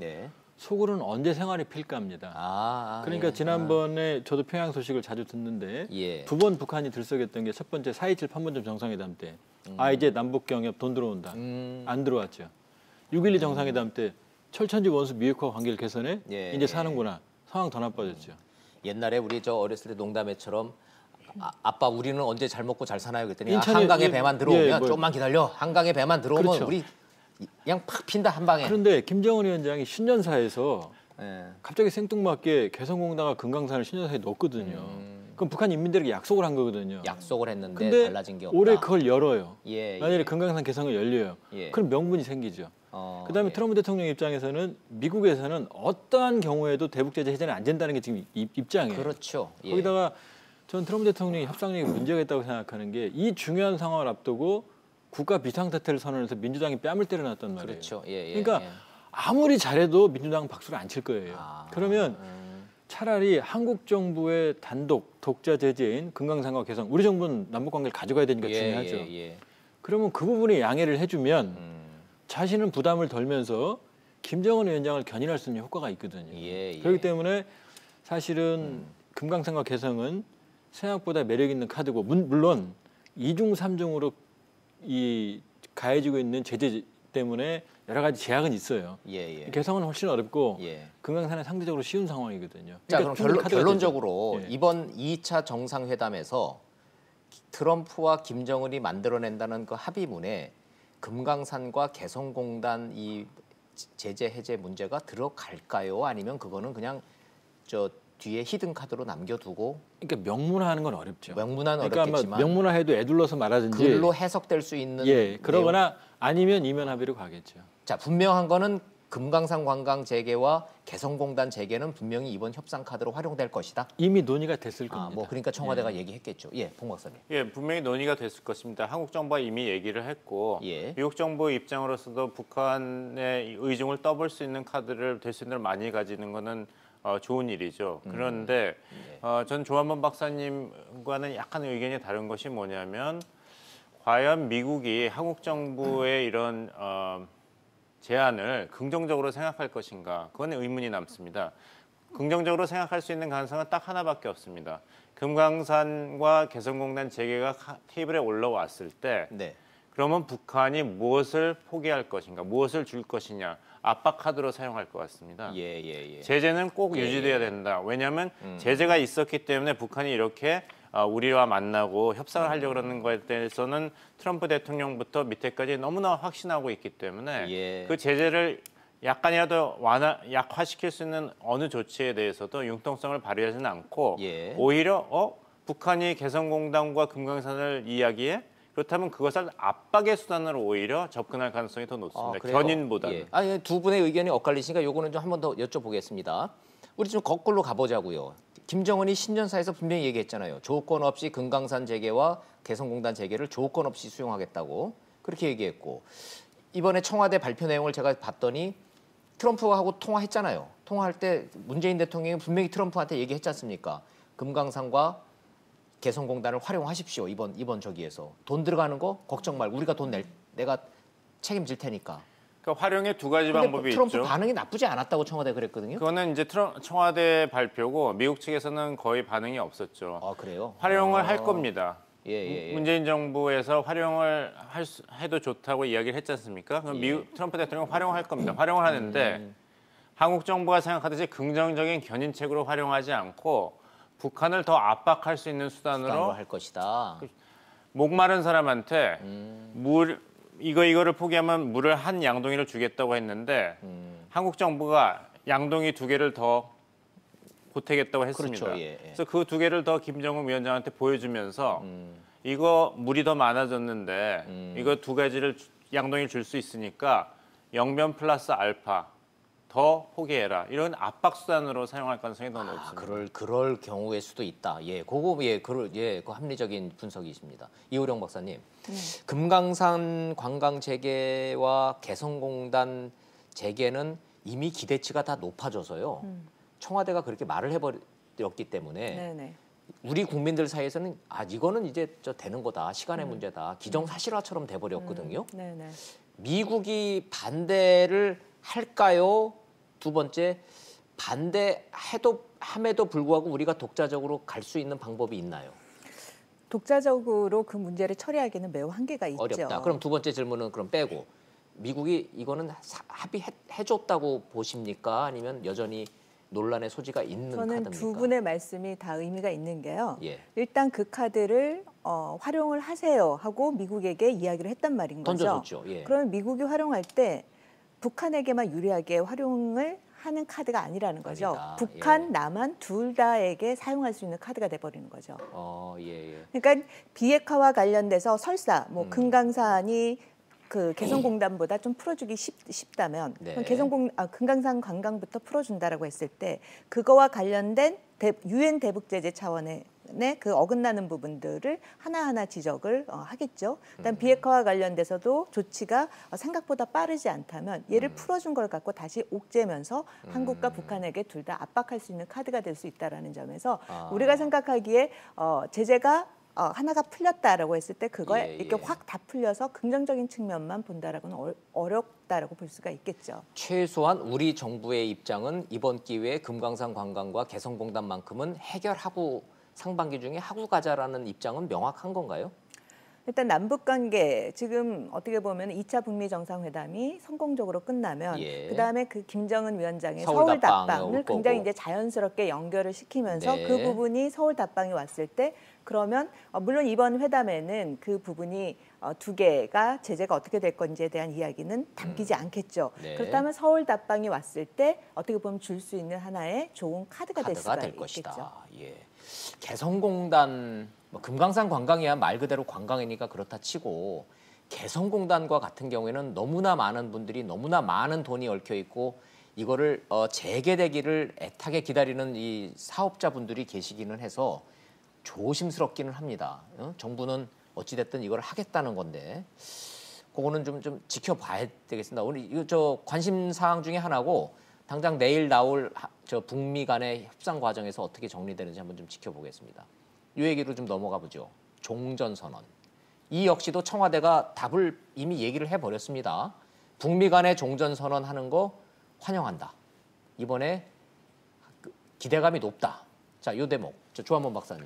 그 부분은 사실상 정리된 거인가요? 저하고 관계가 있습니다. 왜냐하면 남북미 중 다자 종전선언인데 제가 오랫동안 주장해왔던 건 뭐냐면 남북미 중이 전쟁했잖아요. 한국에서. 그렇죠. 그럼 넷이 종전선언 해야 됩니다. 근데 종전선언, 평화협정, 수교 이렇게 가거든요. 보통. 근데 미국하고 중국은 70년대에 수교했잖아요. 그럼 종전선언 필요 없죠? 필요 없죠. 안 싸우겠다는 한국하고 얘기니까. 중국도 수교했지 않습니까? 수교했죠. 종전선언 필요 없잖아요. 그다음에 북한하고 중국은 필요 없죠. 그렇죠. 혈맹이니까. 남북은 이미 기본합의서에서 종전선언을 했고 우리 안 싸우겠다고 그다음에 4.27 평양 공동선언에서 종전선언을 해버렸어요. 그럼 남는 건 북미밖에 없잖아요. 그러니까 북미가 종전선언을 해버리면 아주 깔끔하게 끝난다. 평화협정도 북미 평화협정 체결하고 남북이 기본협정을 체결하면 기본협정이 평화협정이거든요. 이런 투태를 하면 끝난다는 게 제 입장이었거든요. 트럼프 대통령이 조한범 박사님 논문을 읽었나 보다. 근데 중국 사람들도 읽어서요. 중국 사람들이 굉장히 저 싫어합니다. 중국이 빠져 있으니까. 중국이 빠져 있으니까. 근데 이게 중국을 제가 배제하는 게 아니라 복잡한 문제를 우회할 수 있는 방법이거든요. 아니 근데 이거 우회할 수 있다라는 건 이해가 되는데 시청자 여러분들도 이제는 거의 준 전문가들이 다 되셔가지고 종전 선언이라는 거는 말 그대로 선언이면은 의전과 절차와 뭐가 의미가 있어야 되는데 야 이제 뭐 종전이라는 게 야 이제 우리끼리 싸우지 말자라고 남북한 간에 정상회담하고 악수하면은 그게 종전 선언이냐. 이번에 북한과 미국이 트럼프와 김정은 만나서 야 싸우지 말자라고 종전 선언한다고 그게 선언이 되는 거냐. 그래서 종전 선언이 양국 간에 다 부담스러우니 애매한 평화 선언으로 갈 거다라는 언론의 전망이 미국 내에서 나오고 있어요. 이거 어떻게 보세요? 그러니까 종전 선언은 사실상 평화 체제 구축 과정에서 불필요할 수가 있습니다. 원래 필수 단계가 아니에요. 필요 없다. 있을 때도 있고 없을 때도 있고 없는 경우가 더 많습니다. 그럼 평화 선언하고 나중에 평화 협정으로 가는 입구라고 얘기해도 된다? 그러니까 평화 선언이든 종전 선언이든 의미는 사실 제가 보기 별로 없는데 미국 내 분위기는 북한을 믿을 수 없으니 종전 선언하면 유엔사 해체가 불가피하고 유엔사 해체는 한미연합사령부에 영향을 미치고 결국 한반도 안보질서에 영향을 미친다는 우리가 크기 때문에 그러니 별로 의미 없는 정치적 신사협정인 종전선언도 하는데 신중해라. 이게 미국의 지금 분위기입니다. 좋습니다. 그렇다면 종전선언 이루어질 가능성이 높다. 우리는 환영한다라고 청와대가 미리 이렇게 얘기한 거 보면 한미 간에는 상당히 논의가 진행됐다고 보는 게 합리적이겠죠, 봉 박사님? 종전선언은 문재인 대통령께서도 한번 이야기하셨다시피 선언입니다. 정치적 선언이기 때문에, 선언. 그 북한과 미국이 과거의 적대적 관계를 청산하고 희망찬 미래로 협력해 나가기로 했다. 이런 식으로 종전선언을 한다면 하노이에서 그렇다면 정치적 선언으로 유의미한 것이죠. 네. 그 다음에 어떤 그 국교 정상화 차원에서 진전이 있다면 그것이 바로 실질적인 종전이 되는 것입니다. 그러니까 종전 선언이 있고 종전을 선언하는 게 있고 입구로 종전을 실현하는 게 있습니다. 출구로. 아, 그러네요. 사실 생각해 보면은 종전 선언이 그 조한범 박사님께서 이야기했다시피 국제법상으로는 필요가 없습니다. 국교 정상화를 하면 되고 말 그대로 말. 그리고 사실 그 1953년 7월 27일 이후로는 종전 상태입니다. 지금 거의 북한의 도발만 있었지 무슨 전쟁 상황은 없었으니까요. 근데 이제 정전 협정이 이제 모든 유관 국가들이 쌍방이 합의를 해야지 이 정전 협정이 대체된다고 했기 때문에 62조에서 이런 법률적인 문제가 남아 있는 것이지. 말씀하신 대로 미국과 북한이 과거의 적대적인 관계를 청산하고 희망찬 미래로 관계 정상에 나가겠다 한다면 그것이 바로 종전 선언입니다. 아, 이게 그 어떤 종전 선언이라는 게 이 북미 협상에서 어떤 값어치가 있느냐를 지금 얘기가 좀 빠진 것 같아서 그거 좀 여쭤보겠습니다. 근데 여기서 이제 우리가 전언이긴 하지만 김정은 위원장이 그런 말을 했다고 그래요. 우리가 원하는 게 실제 우리 고통스럽게 하는 제재 해제지. 제가 그거 여쭤보려고 그까지 종이장 한 장에 불과한 종전선언에 연연하는지 않느냐라는 말이 있다는 게 지금 확인은 안 됐지만 저도 김정은 위원장이 그 생각을 하고 있다고 봅니다. 아니, 그 종전선언이 나쁘진 않지만 종전선언 받는 건 나쁘진 않지만 정말 그 중요한 거는 지금 말씀하신 대로 100평짜리 밭이 타들어가고 있는데 양동이물 하나도 안 주겠다는 게 트럼프 행정부인데 이걸 정상회담에서 이 물꼬를 터야 되거든요. 자, 종전선언이라는 것을 김정은 위원장이 비핵화와 맞바꿀 수 있을 정도로 값어치 있는 것으로 생각하느냐 부분에 대해서 제가 여전히 궁금증이 남아있어서 자꾸 이걸 여쭤보는 겁니다. 이호령 박사님. 종전선언이 됐든 평화선언이 됐든 트럼프와 김정은이 만나서 이번에 뭔가 할 거다라고 청와대가 미리 얘기를 해버렸단 말이에요. 그럼 뭔가 나오긴 나온다는 얘기인데 김정은이 비핵화의 대가로 종전선언을 받아들일까요? 반대로 비핵화의 조건으로 종전선언인 걸 트럼프가 카드로 줄까요? 저는 이거 여전히 이해가 잘 안 됩니다. 지금 보면 실무 협상의 그 내용을 들었지 그리고 나서 종전선언을 그러니까 우리가 주변부에서 하는 얘기인 거죠. 실질적으로 협상에 가서 트럼프와 김정은이 뭐를 주고받을지에 대한 명확한 건 지금 카드만 나열이 됐지 거기에서 뽑아가지고 합의문에 담는 거는 내일 뚜껑을 열어봐야 아는 거죠. 결정을 모르겠다. 근데 이제 종전선언은 중요합니다. 왜냐하면 우리가 비핵화만 보고 있지만 사실은 핵이 문제가 된 건 북미 적대 관계가 원인이거든요. 근데 종전선언은 북미 관계 정상화의 입구가 될 수 있거든요. 그러니까 생각보다 주고받기에는 안 중요해 보이지만 종전선언을 해버리면 한반도 평화체제 입구가 만들어지는 거거든요. 그렇죠. 그러니까 저는 이번에 핵에서 북한이 뭘 내놓을지도 중요하지만 반드시 종전선언을 할 필요가 있다. 그래서 그 평화체제의 바퀴 하나 돌림으로써 나머지 안 돌아가는 바퀴도 끌고 갈 필요가 있는 거예요. 그러니까 생각보다 한반도 상황에서는 종전선언은 중요합니다. 그렇군요. 종전선언이라 가지고 있는 이 외교적, 정치적 의미가 매우 큰 거기 때문에 청와대에서 이렇게 발표까지 했겠죠. 회담이 시작도 하기 전에. 자, 이렇게 나열되어 있는 카드 중에 지금 이 북한 지도자와 미국 지도자가 어떤 카드를 뽑을 것인가 궁금증을 여전히 아는 채로 조한범 박사님은 다른 일정 때문에 여기서 좀 보내드리도록 하겠습니다. 정상회담 잘 지켜보시고 또 나와주셔야 됩니다. 또 뵙겠습니다. 고맙습니다. 고맙습니다. 여기서 인사드리겠습니다. 자, 두 분과 함께 계속 이야기를 좀 나눠가도록 하겠습니다. 자, 종전선언이 됐든 평화선언이 됐을 때 이 앞으로 이 상황은 어떻게 전개될 것인가 이 얘기도 좀 궁금한데 트럼프 대통령이 자기 입으로 얘기했죠. 이게 마지막 아니라고.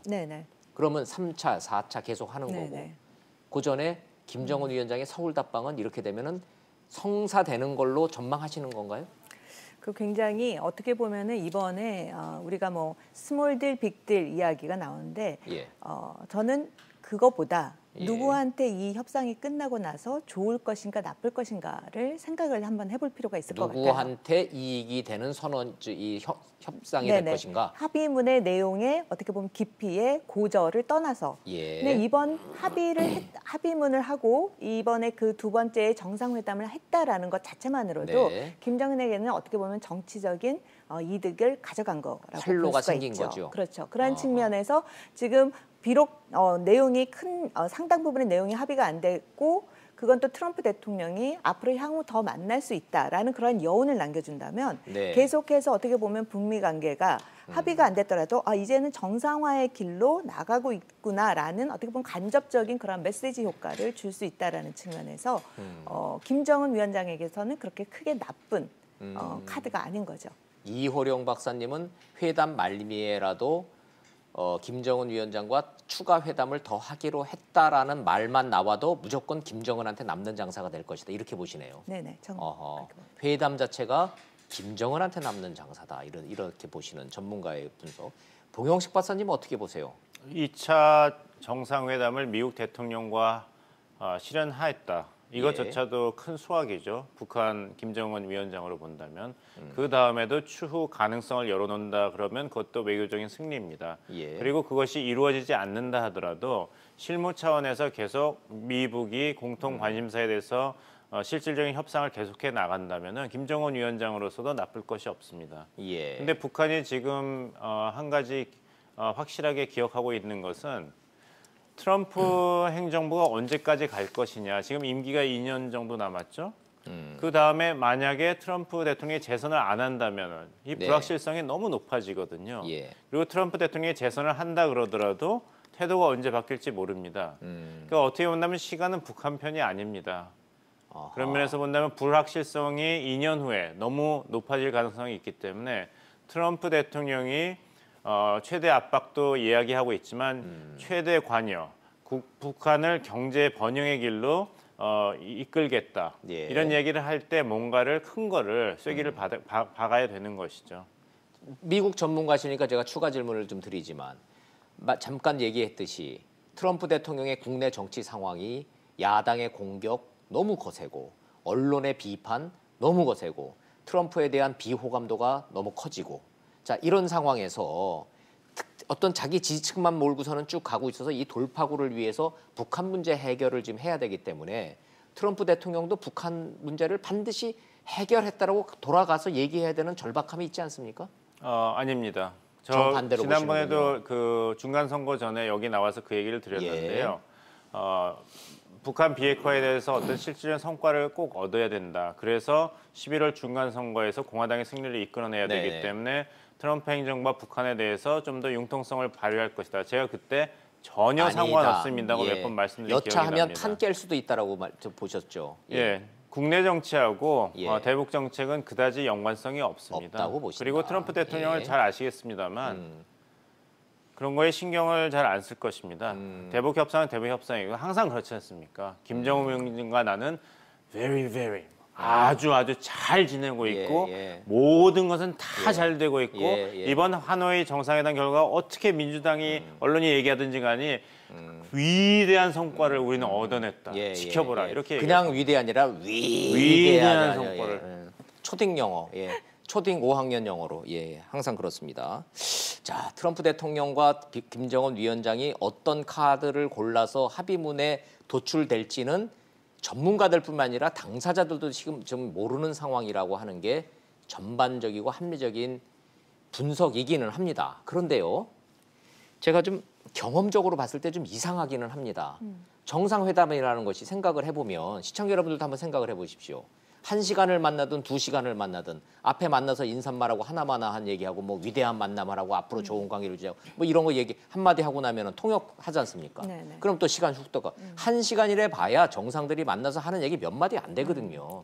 그래서 합의문이라는 건 정상회담 하기 전에 다 만들어 놓고 정상들은 만나서 악수하고 세러머니하고 사진 찍고 이러는 건데 이번엔 좀 아닌 것 같지 않습니까?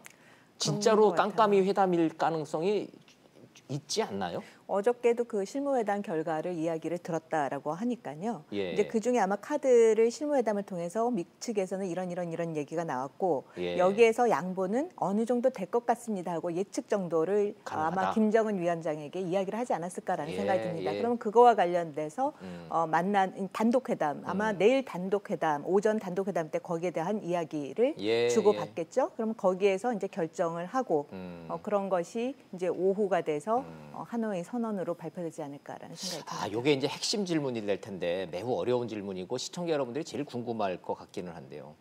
두 가지로 나눠서 볼게요. 트럼프 대통령과 미국 측이라고 봤을 때 김정은이 요러한 거 지금 얘기 나왔는데요. 요거 얘기 분명히 나올 겁니다. 근데 요거는 절대로 받으면 안 됩니다라고 있다면 하나만 꼽으라면 뭐가 있을까요? 미국이 받지 말아야 예, 될까요? 미국 입장에서 북한이 분명히 요거를 요구를 할 텐데 즉석에서도 요거는 받으면 안 됩니다라고 한다면은 뭘까요?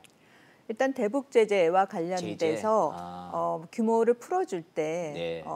그 어디까지 풀어줄지에 대한 그 부분, 특히 돈이 들어가는 부분, 기름이 부분. 들어가는 부분 이런 거는 절대 받지 말라고 아마 강하게 얘기를 할 것 같다. 참모들이 조언을 할 것이다. 네, 네. 그럼 트럼프 대통령도 안 그래도 돈 들어가는 거 싫어하는 분인데 돈 들어가는 거는 카드 받지 말라고 할 것이다. 반대로 봉영식 박사님, 북한 김정은 위원장으로 빙의를 한번 해보신다면 트럼프가 이러이러한 카드를 지금 북한이 내놨는데 연락사무소 뭐 어쩌고 저쩌고 다 내놨는데 자 요거로 요구할 텐데 요거는 우리가 절대로 받으면 안 됩니다라고 참모들이 한다면 그리고 김정은 머릿속에 이거는 내가 절대로 못 받는다고 한다고 있다면 뭐가 있을까요?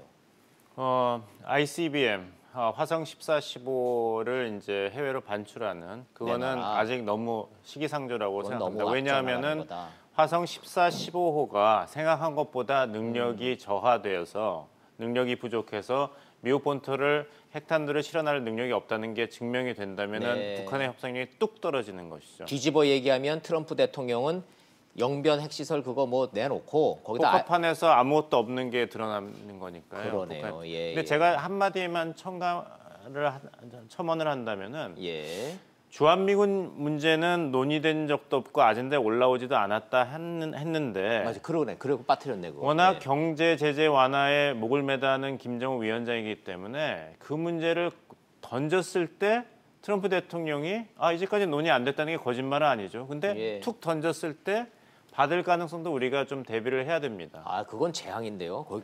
주한미군을 그러면은 경제 제재 완화가 안 되면 주한미군 철수라든지 적대 정책이라도 좀 완화해달라. 군사적 위협이라는 표현으로 군사적 위협을 완화시켜달라는 표현을 툭 던졌을 때 트럼프가 즉흥적으로 받을 가능성을 왜냐하면 걱정하시는군요. 그게 싱가포르 합의면 1항과 2항 아닙니까? 그러면은 트럼프 입장에서도 주한미군 철수하고 미국 그 납세자 돈 줄이고 한국이 자주 국방하고 괜찮고 중국 시진핑 주석도 주한미군의 규모가 축소되면은 중국 포위에 대해서 걱정할 게 줄어드니까 좋고 한국 정부도 자주 국방에 힘쓰고 있고 북한을 유인할 수 있으니까 뭐 반대할 입장 없고 일본만 반대하겠죠. 네, 시간 저 1차 싱가포르 회담 끝나고 나자 우리랑 협의 없이 그냥 덜커덕 한미 훈련 중단한다고 한 경험이 있기 때문에 전문가들은 그 부분을 걱정을 좀 또 하시네요. 덜커덕 할 수 있는 거죠. 더 즉흥적으로 할 가능성 그거는 좀 아닌 것 같은데. 자, 1분 시간 남았는데요. 트럼프가 즉흥적으로 경제 문제, 비핵화, 대북 제재 이런 거에서 갑자기 덜커덕 군사적 위협 문제를 거론할 가능성 있다고 보세요? 완전히 100% 배제는 할 수 없지만 이제 그런 경우에 이제 잘 대비를 해야겠죠. 그리고 아마 같이 간 실무진들도 그 부분에 대해서는 대통령에게 말리겠죠. 충분히 말릴 거라고 생각이 1차 듭니다. 때 그냥 혼자서 국방장관하고 협의도 없이 한미 군사훈련 중단한다라고 덜커덕 그냥 기자회견에서 얘기를 해버렸기 때문에 그 부분은 조심할 것이다. 즉흥적으로 나올 가능성이 있다. 지켜보죠. 이제 하루 남았으니까 내일도 또 좀 지켜보도록 하겠습니다. 오늘 말씀 여기까지 듣도록 하겠습니다. 하루 남은 세계적인 북미 정상회담 전후, 막후 다 분석해봤습니다. 자, 시청자 여러분 감사합니다.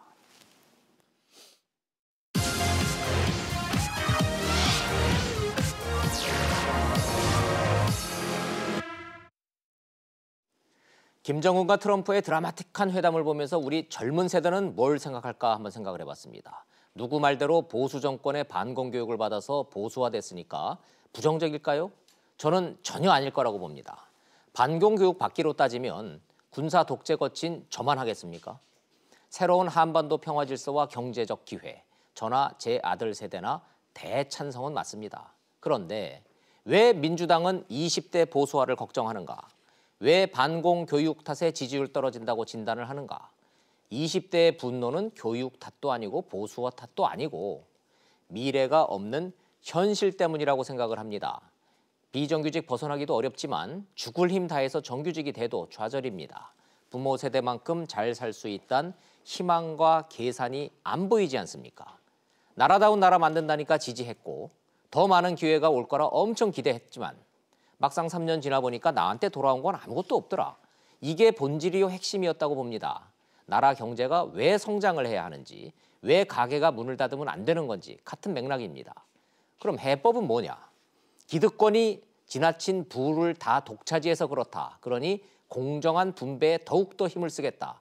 20대가 바라는 답이 이걸까요? 세대 갈등 자극해서 지지율을 높일지는 몰라도 20대가 원하는 해법은 아니라고 봅니다. 저기로 가면 일자리가 있고 비전이 있단다. 우리 절로 가자. 현 20대가 원하는 이러한 방향을 제시하지 못하고 엉뚱한 진단과 탓만해서는 여도 야도 지지율 점점 떨어질 겁니다. 그걸 학자들은 정치 혐오라고 부르더군요. 직설 마치겠습니다. 시청해 주셔서 고맙습니다.